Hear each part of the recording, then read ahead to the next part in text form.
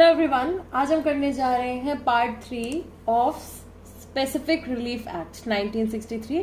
तो देखो पार्ट 3 में सबसे पहले एक सिंपल सी बात की गई है प्रिवेंटिव रिलीफ के बारे में। ठीक है, स्पेसिफिक रिलीफ में क्या है, स्पेसिफिक रिलीफ की हेडिंग में रिलीफ मिल रही है हम लोगों को। ठीक है, तो अब इसमें क्या है, प्रिवेंटिव रिलीफ मिल रही है, यानी कि जो चीजें क्या करती हैं, प्रिवेंट करती हैं कुछ गलत होने से। ठीक है, तो अब देखो इसमें देखो सबसे इंपॉर्टेंट चीज जो मिलेगी हमें इंजंक्शंस मिलेगी, इसलिए इसकी जो मैंने ट्रिक है उसमें क्या है, एक इंजेक्शन बना दिया है। ठीक है, it's a bit funny but ठीक है, आपको एटलीस्ट याद हो जाएगा इस चीज से कि देखो इसको एक इंजेक्शन बना दिया है।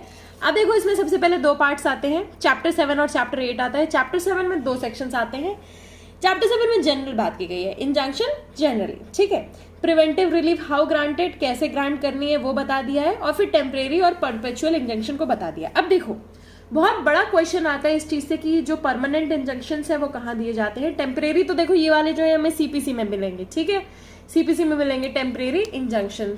उसके बाद आता है ये क्वेश्चन कि कहाँ पे मिलेंगे टेम्परेरी इंजेक्शन, कौन से ऑर्डर में मिलेंगे ऑर्डर नंबर 39 में। ऑर्डर नंबर 39 में टेम्परेरी इंजेक्शन की बात होती है और इंटरलॉक्यूटरी ऑर्डर्स की बात होती है। ठीक है, फिर इसके बाद आते हैं परपेचुअल इंजेक्शन। अब परपेचुअल इंजेक्शन कहाँ मिलेंगे चैप्टर नंबर 8। कौन से सेक्शन से लेकर के कौन से सेक्शन आता है, सेक्शन नंबर 38 से लेकर के 42 तक आता है। बस इतना याद रखना है और ज्यादा कुछ याद नहीं रखना है। ठीक है, अब इसके अंदर चलते हैं, परपेचुअल इंजेक्शन के अंदर। अब देखो परपेचुअल इंजेक्शन जब आप पढ़ोगे तो सबसे पहले क्वेश्चन मार्क किया आएगा कि ये कब दिए जाएंगे। टेम्परेरी तो हमें पता चल गया, ऑर्डर नंबर 39 में लिखा हुआ है कि कब कब दिए जाएंगे, जब जब कुछ डेंजर होगा, कुछ प्रॉपर्टी को इधर उधर करने वाला होगा तब दे दिए जाएंगे इंजेक्शन, या फिर जब जरूरत होगी, है ना, तो इंजेक्शन दे दिया जाएगा। पर ये कब कब दिए जाएंगे, ऑर्डर नंबर सेक्शन नंबर 38 पे बताया गया है इसके परपेचुअल इंजेक्शन के।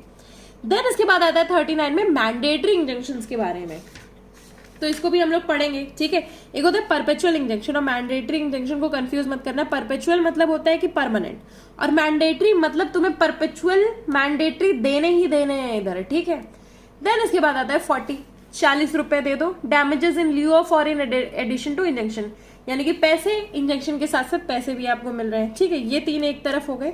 देन इसके बाद दो सेक्शन अलग से आते हैं। सेक्शन नंबर 41 आता है। 41 बात करते हैं इंजंक्शन व्हेन रिफ्यूज्ड। इधर तो क्या है, मिल रहा है, इधर क्या है, रिफ्यूज किया जा रहा है। ठीक है, और सेक्शन नंबर 42 में बात होती है injunction to perform negative agreement. क्या है, इंजंक्शन किस चीज का, क्या परफॉर्म करने का, नेगेटिव एग्रीमेंट परफॉर्म करने के लिए क्या हो रहा है, इंजंक्शन। तो इससे रिलेटेड अब हम पढ़ेंगे पूरा बेयर एक्ट के प्रोविजंस में। सबसे पहले आता है section number 36, preventive relief how granted.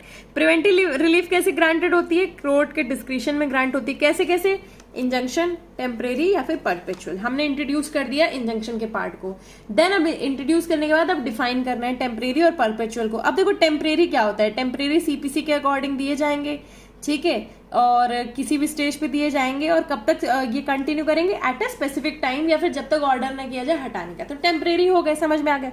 Perpetual क्या है, can only be granted by, कैसे दिया जाएगा, डिक्री। क्यों, क्योंकि ये परमानेंट है। ठीक है, made at the hearing and upon the merits of the suit. कैसे, हेयरिंग में किया जाएगा, सूट के मेरिट्स में किया जाएगा। ठीक है, the defendant is thereby perpetually enjoined from the assertion of a right or from the commission of an act which would be contrary to the rights of the plaintiff। हमें समझ में आ गया perpetual injunction क्या है, degree में दिया जाएगा। ठीक है, अपॉन किस में दिया जाएगा, मेरिट्स में। डिग्री कैसे दी जाती है, मेरिट्स में दी जाती है। ठीक है, next the defendant is thereby perpetually enjoined from the assertion of a right. ठीक है, इंजॉइन कर दिया जाता है, या फिर from the commission of an act, या फिर कुछ उसको एक्ट करना होगा which would be contrary to the rights of the plaintiff. ठीक है, यानी कि उसको रोका जाएगा कोई ऐसा एक्ट करने से जो कि प्लेंटिफ से कॉन्ट्रेरी हो परमानेंटली। अब ये हमें समझ में आ गया। नेक्स्ट इसके बाद आते हैं हम चैप्टर नंबर 8 में। ठीक है, परपेचुअल इंजेक्शंस क्योंकि कहाँ है, सिर्फ स्पेसिफिक रिलीफ में। बहुत इंपॉर्टेंट टॉपिक है ये, क्योंकि टेम्परेरी इंजेक्शंस के बारे में तो हमने पढ़ ही लिया है। परपेचुअल इंजेक्शन में हम लोग परमानेंट रिलीफ, परमानेंट इंजेक्शन के बारे में पढ़ेंगे, सेक्शन नंबर 38 से लेकर के 42 तक। ठीक है, 38 सेक्शन सबसे इंपॉर्टेंट है, ये याद रखना।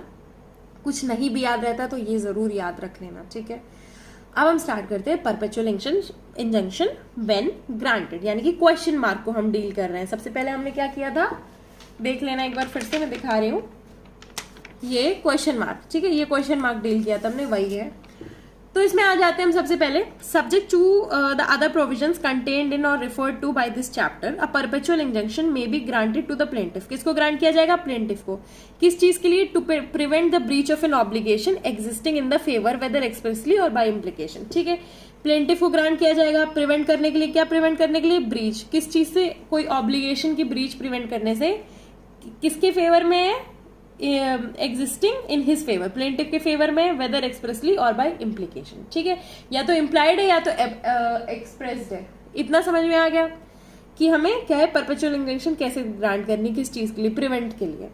देन इसके बाद आता है when any such obligation rises from the contract. अब अगर कोई ऐसी ऑब्लिगेशन कॉन्ट्रैक्ट आते, ऊपर क्या हो गया? एक्सप्रेस्ड और इम्प्लाइड। अब हम लोग एक्सप्रेस्ड में आ गए। कॉन्ट्रैक्ट के थ्रू अगर अराइज होती है, कोर्ट क्या करेगा? Shall be guided by the rules and provisions contained in chapter 2। Chapter 2 में क्या है? Specific performance of the contract, यानी कि तुम कोई ब्रीच करने वाले हो तो स्पेसिफिकली परफॉर्म करने के लिए कोर्ट आदेश दे सकता है। नेक्स्ट इसके बाद आ जाता है व्हेन द डिफेंडेंट इन्वेड्स और threatens to invade the plaintiff's rights to और एंजॉयमेंट ऑफ प्रॉपर्टी। अब डिफेंडेंट थ्रेटन करता है तो कोर्ट क्या करेगा? परपेचुअल इंजंक्शन ग्रांट कर देगा। कौन कौन से केसेस में? फॉलोइंग केसेस में। अब हम वो फॉलोइंग केसेस देखने जा रहे हैं। पहला क्या है? Where the defendant is trustee. Defendant trustee है किसी प्रॉपर्टी का तो उसको क्या बोल देगा? रोक देगा। देन इसके बाद क्या है? Where there exist no standard for ascertaining the actual damages caused और likely to be caused by the invasion. ठीक है, एक्चुअल डैमेजेस आपको पता नहीं चल रहा है, पैसा नहीं पता चल रहा, वो खुद ही वहां का ट्रस्टी है तो उसे हटा दो। या फिर क्या है? Where the invasion is such that the compensation in money would not afford the adequate relief, यानी कि इंजंक्शन जरूरी है। नेक्स्ट क्या है? Where the injunction is necessary to prevent a multiplicity of judicial proceedings. क्या है? इंजंक्शन जरूरी है किस चीज के लिए? प्रिवेंट करने के लिए multiplicity of judicial proceeding. Judicial proceeding की मल्टीप्लिसिटी को प्रिवेंट करने के लिए जरूरी है। ठीक है, हमें ये चीज तो समझ में आ गई। इसकी कॉमेंट्स आप पढ़ लेना। नेक्स्ट इसके बाद आता है सेक्शन 39। 38 हमें समझ में आ गया कि कब ग्रांट किए जाएंगे, कब कब ग्रांट किए जाएंगे, कैसे कैसे सिचुएशंस में ग्रांट किया जाएगा। जब कुछ और कॉन्ट्रैक्ट का सिचुएशन है तो क्या किया जाएगा? Specific performance. ठीक है, अब आ जाते हैं 39 mandatory injunction. When to prevent the breach of an obligation it is necessary to compel the performance of certain acts which the court is capable of enforcing, the court may in its discretion grant an injunction। ठीक है, court क्या करेगा? अपने discretion में prevent करेगा, grant an injunction to prevent, क्या prevent करने के लिए? The breach complained of and also to compel performance of the requisite acts. ठीक है, मैंडेटरी इंजंक्शन क्या है? किस चीज के लिए? प्रिवेंट करने के लिए। ब्रीच, किस चीज की breach? Necessary to compel the performance of certain acts, कुछ सर्टेन एक्ट्स की जो उसको परफॉर्मेंस करने के लिए क्या करेगा? Mandatory injunction which the court is capable of enforcing। ठीक है, the court may in its discretion grant an injunction। Court उस चीज से रिलेटेड क्या कर देगा? इंजंक्शन ग्रांट कर देगा। अब देखो वर्ड मैंडेटरी से आपको सब समझ में आता होगा, है ना। नेक्स्ट इसके बाद आ जाते हैं section number 40 damages in lieu of और इन एडिशन टू इंजंक्शन। अब समझ में आ रहा है कि डैमेजेस हैं, पैसे मिल रहे हैं किस चीज से रिलेटेड? इंजंक्शन के साथ साथ, यानी कि एडिशन में। अब देखो the plaintiff in a suit for perpetual injunction under section 38 या फिर मैंडेटरी इंजंक्शन अंडर 39 क्या करेगा? क्लेम कर देगा डैमेजेस। कैसे? एडिशन टू और इन सब्सटीट्यूशन फॉर, या तो एडिशन टू कि मुझे डैमेजेस भी चाहिए, मुझे इंजंक्शन भी चाहिए, या फिर सब्सटीट्यूशन, इंजंक्शन दे रहे हो चलो अच्छा डैमेजेस दे दो, इंजंक्शन मत करो। ठीक है, एंड द कोर्ट में if it thinks fit award such damages. Court को अगर सही लगता है तो क्या करेंगे? अवॉर्ड कर देंगे वो डैमेजेस। नेक्स्ट क्या है? No relief for damages shall be granted under this section unless the plaintiff has claimed such relief in his plaint। ठीक है, कोई भी ऐसा रिलीफ नहीं दिया जाएगा, ग्रांट नहीं किया जाएगा इस सेक्शन में unless the plaintiff has claimed such relief in his plaint। जब तक प्लेंटिफ ने क्या किया है? क्लेम नहीं किया है ऐसा कुछ रिलीफ अपने प्लेंट में। ठीक है, ऐसे फर्जी थोड़ी दे दिया जाएगा, जब तक क्लेम करोगे तभी दिया जाएगा। प्रोविजो क्या है? Where no such damages have been claimed in the plaint the court shall at any stage of the proceeding allow कर देगा प्लेंटिफ को कि अपनी प्लेंट अमेंड करे एंड जैसा भी हो इंक्लूड करे। ठीक है, नेक्स्ट इसके बाद क्या है? Dismissal of a suit to prevent the breach of an obligation existing in favour of the plaintiff shall bar his right to sue for damages. Dismissal क्या है? डिसमिसल ऑफ अ सूट, कोई भी suit में अगर dismissal हो, कोई भी suit अगर डिसमिस हो रहा है to prevent the breach of an obligation existing in favour of plaintiff, bar कर देगा right to sue for damages. अब तुम बाद में डैमेजेस नहीं मांग सकते हो जब तुम्हारा सूट ही डिसमिस हो गया, तो इन सिंपल बताओ इसमें क्या बात की गई है? पैसा ले लो, पैसा ले लो, इंजंक्शन ले लो, इंजंक्शन ले लो, या तो पैसा ले लो, ये वाली चीज भी है कि दोनों में से कुछ ले लो। इधर डैमेजेस की बात तो हो ही रही है। ठीक है, फिर इसके बाद क्या है? अगर डैमेजेस तुमने क्लेम नहीं किए हैं उसको अमेंड कर लो, और अगर तुम्हारा सूट जो है डिसमिस हो जाता है तो तुम डैमेजेस बाद में नहीं मांग सकते हो। बस बहुत कॉमन सी चीजें बताई गई हैं। अब इसके बाद आता है section number 41, injunction when refuse. ठीक है, हम लोग रिफ्यूजल वाली स्टेज पे आ गए। इंजंक्शन जब क्या कर दिया जा रहा है, रिफ्यूज कर दिया जा रहा है। हम एक बार देख लेते हैं इधर, हमारा सेक्शन नंबर 38 हो गया है, 39 हो गया है, 40 हो गया है। अब हम 41 और 42 करने जा रहे हैं। Injunction when refuse, an injunction can not be granted. कब कब नहीं ग्रांट किया जाएगा? देखो जनरली इंजंक्शन कब नहीं ग्रांट करना चाहिए, जब बहुत ही लीगल वाली कोई तुम्हारी कुछ राइट ब्रीच हो रही हो। जैसे कि मैं चाहूं कि तुम वोट डालने ना जा सको, तो ये तो गलत चीज हो गई ना, वही वैसी ही चीज है। तो क्या है, रिस्ट्रेन किस चीज से, prosecuting a judicial proceeding pending to at the institution of the suit. ठीक है, किसी प्रोसिक्यूटिंग से क्या कर रहे हो, रिस्ट्रेन कर रहे हो। दूसरी चीज रिस्ट्रेन इंस्टीट्यूट करने से या फिर प्रोसिक्यूट करने से कोई भी प्रोसीडिंग कोर्ट में।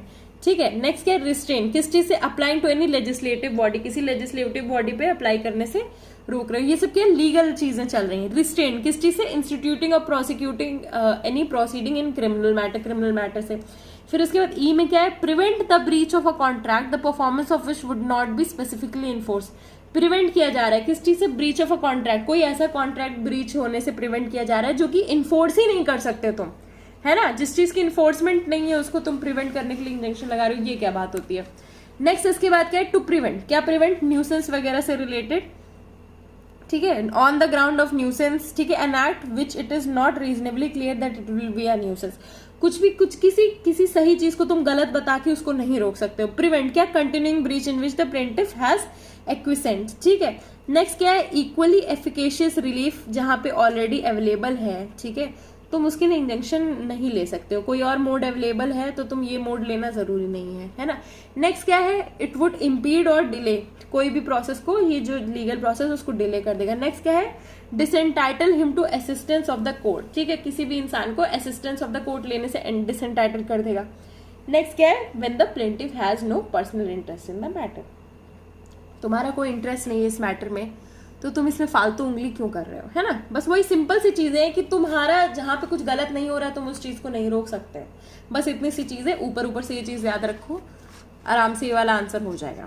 अब आते हैं हम सेक्शन नंबर 42 पे। 42 पे injunction to perform negative agreement. अब देखो नेगेटिव एग्रीमेंट याद रखना, notwithstanding anything contained in clause E of section 41। Clause E of section 41 क्या है, ये वाला है, to prevent the breach of a contract, कुछ ऐसे कॉन्ट्रैक्ट की ब्रीच करना जिसकी परफॉर्मेंस जो है स्पेसिफिकली इन्फोर्स नहीं कराई जा सकती। ठीक है, तो इस चीज से रिलेटेड नहीं है। Where a contract comprises an affirmative agreement to do a certain act. ठीक है, अफर्मेटिव एग्रीमेंट है, सही है ना, to do a certain act. ठीक है, कोई एक्ट करना है, coupled with a negative agreement, यानी कि एक अफर्मेटिव है एक नेगेटिव एग्रीमेंट है। ठीक है, एक्सप्रेस और implied not to do a certain act. ठीक है, not to do a certain act है the circumstances that the court is unable to compel specific performance of the agreement, affirmative agreement shall not preclude it from granting an injunction to perform the negative agreement. यानी कि क्या, injunction to perform negative agreement, खराब चीज को रोक दो, सही चीज को परफॉर्म करवा दो। ठीक है, ये आपने पढ़ा है डॉक्ट्रिन ऑफ एक्लिप्स।